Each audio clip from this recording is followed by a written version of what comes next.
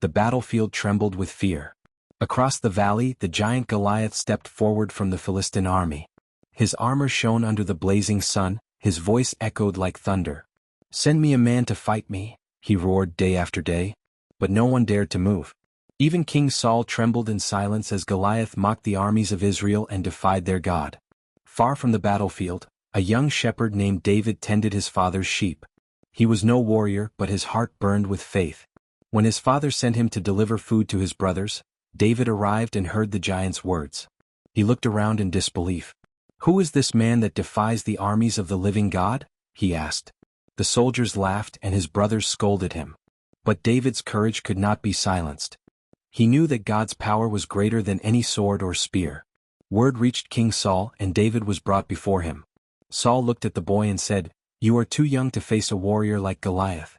But David replied, "When a lion or bear came after my father's sheep, God gave me the strength to strike them down.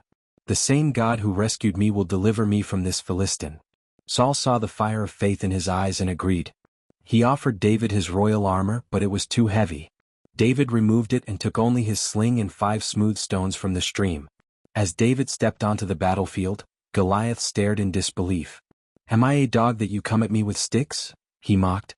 But David's voice was firm and fearless.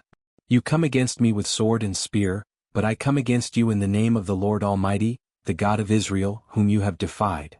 The giant charged forward, his armor clattering with every step. David ran toward him, reached into his pouch and pulled out a stone. He placed it in his sling, swung it with precision and released it. The stone flew through the air and struck Goliath between the eyes. The giant staggered, then crashed face first to the ground. The battlefield fell silent. Then cries of victory erupted across Israel. Their enemy had fallen. David stood over Goliath, lifting the giant's sword as a symbol of God's triumph. That day Israel saw that victory doesn't come from strength or weapons, but from faith in the living God.